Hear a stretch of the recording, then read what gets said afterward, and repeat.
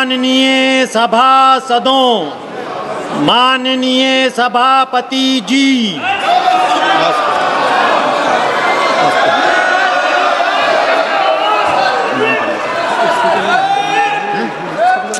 Please be seated. एक minute बैठाइए इनको, बैठाइए सब। Please be seated. All please be seated. Please. Everybody, please be seated. बढ़ गया sir, आप बोलिए उनको। कौन बोला है? अरविंदर सिंह। नहीं कुछ नहीं होगा। अरविंद सिंह जी वारिस। अमरिंदर सिंह जी। आप आगे पढ़ते चलिए सर, पढ़ते चलिए। श्री गुरदीप सिंह ओजोला, हिबी ईडन, आप सुनिए सही। दीन कुरियाकोस जी, प्रशांत परोले जी, किरण कुमार रेड्डी जी, एस वेंकटरमन जी, मणिकम टैगोर जी, ये सभी माननीय सदस्य सभापटल पर नारेबाजी और पेपर फाड़ कर फेंक रहे थे, इसलिए मैं इन सब को नेमिंग कर रहा हूँ। श्री किरण रिजिजू जी। I beg to move that this Please be house seated. Please be seated. a serious note of the misconduct of Sri Manikam Tagore, Sri Amrinder Singh Raja Waring, Sri Gurjit Singh Aulia, Sri Hebi Eden Prashant Padole, Sri Dean Kuryakos, S. Venkatesh and Kiran Reddy in utter disregard to the house and the authority of the chair through reaching to the table of Secretary General and other officers in the well of the house and throwing papers on the chair and having been named by the chair, resolved that the above mentioned members may be suspended from the services of the house for the remainder of the session under Rule 3742. प्रश्न यह है कि श्री किरेन रिजिजू द्वारा प्रस्तुत प्रस्ताव को स्वीकृत किया जाए। जो सदस्य प्रस्ताव के पक्ष में है वो हाँ कहे, जो सदस्य प्रस्ताव के विपक्ष में वो ना कहे। मेरे विचार में निर्णय हाँ वालों के पक्ष में हुआ, हाँ वालों के पक्ष में हुआ, प्रस्ताव स्वीकृत हुआ। Please be seated. नो। सभा की कार्रवाई बुधवार दिनांक 4 फरवरी 2026 को प्रातः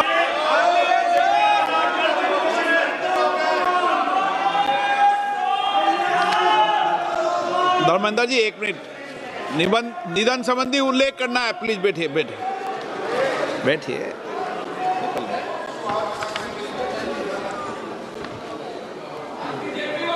माननीय सदस्यगण, अत्यंत दुख के साथ मुझे सभा को हमारे पूर्व साथी श्री स्वरूप सिंह हिरिया नाइक के निधन के बारे में सूचित करना है। वे महाराष्ट्र के नंदुरबार संसदीय निर्वाचन क्षेत्र से 6ठी और 7वीं लोकसभा के सदस्य थे। श्री नाइक 8 कार्यकाल के लिए महाराष्ट्र विधानसभा के सदस्य रहे। वे महाराष्ट्र विधानसभा के सदस्य भी रहे। उन्होंने महाराष्ट्र सरकार के मंत्री के रूप में अपनी सेवाएं दी। श्री स्वरूप सिंह हिरिया नाइक का निधन 24 दिसंबर 2025 को 87 वर्ष की आयु में महाराष्ट्र के नंदुरबार में हुआ। ये सभा हम सब श्री स्वरूप सिंह हिरिया नाइक के निधन पर गहरा शोक व्यक्त करती है और शोक संतप्त परिवार के प्रति अपनी गहरी संवेदना व्यक्त करती है। अब सभा दिवंगत आत्मा के सम्मान में मौन रहेगी।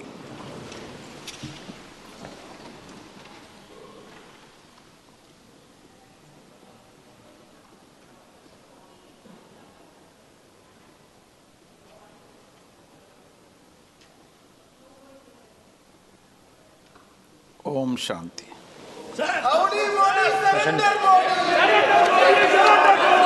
प्रश्न संख्या 41 श्री अप्पल नायडू कलिसेटी। क्वेश्चन 41 दीक्षा।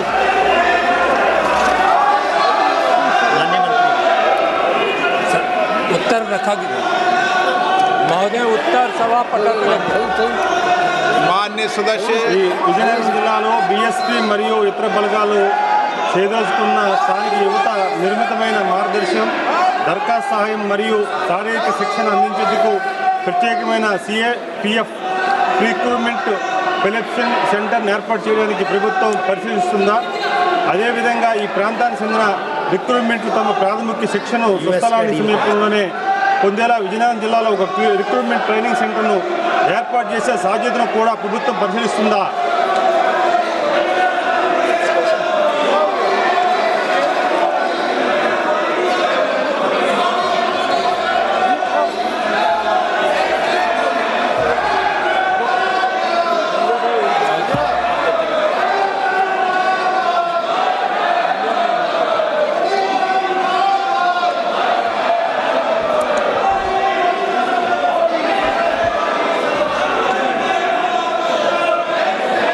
महोदय, आंध्र प्रदेश में सीएपीएफ के एक प्रशिक्षण संस्थान है।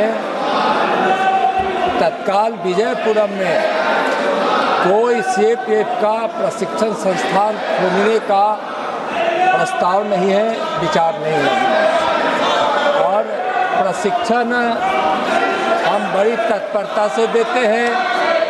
देश के विभिन्न क्षेत्रों में लगभग 28 प्रशिक्षण केंद्र हैं, जो हम परंपरागत भी और आधुनिकता के साथ हम प्रशिक्षण देते हैं।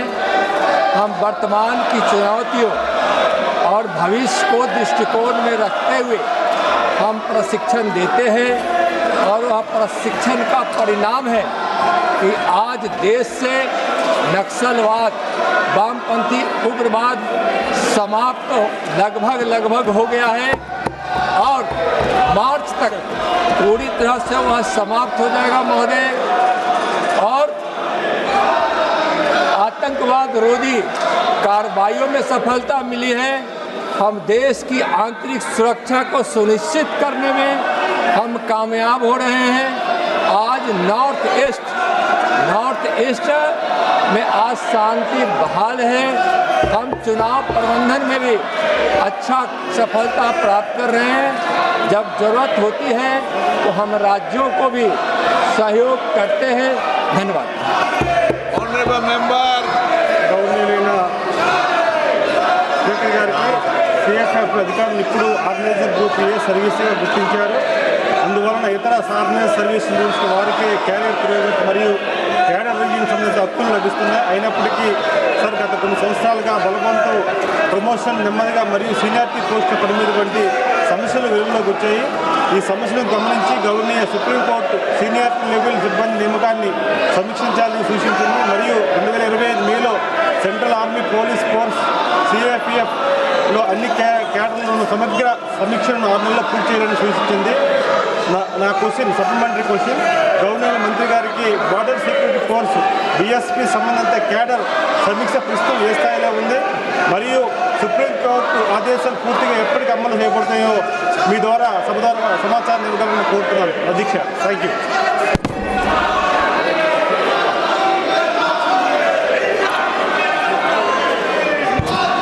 महोदय, प्रमोशन एक हमारे यहाँ सीएपीएफ की सतत प्रक्रिया है, और प्रमोशन की हम हमेशा समीक्षा भी करते हैं, और समय समय पर हम प्रमोशन भी देते रहते हैं। और जहाँ तक हमारे सीएपीएफ के प्रमोशन के तथ्यों को उजागर करने की बात माननीय सदस्य कहे हैं, तो प्रमोशन की प्रक्रिया हमारी पारदर्शिता के साथ समय पर हम उसको पूरा करते हैं। मान्य सदस्यगण, प्रश्नकाल के अंदर नियोजित तरीके से बेल में आकर नारेबाजी करने का कोई तर्क है क्या? प्रश्नकाल तो मान्य सदस्यों का समय होता है, उसमें मान्य सदस्य प्रश्न उठाते हैं, सरकार की जवाब देते होती है। आप प्रश्नकाल के अंदर नियोजित तरीके से सदन के अंदर नारेबाजी करते हैं, ये उचित है क्या? आप सदन चलने दें। महामहिम राष्ट्रपति जी के अभिभाषण पर चर्चा होगी, बजट पर चर्चा होगी, सभी मान्य सदस्यों को पर्याप्त मौका मिलेगा।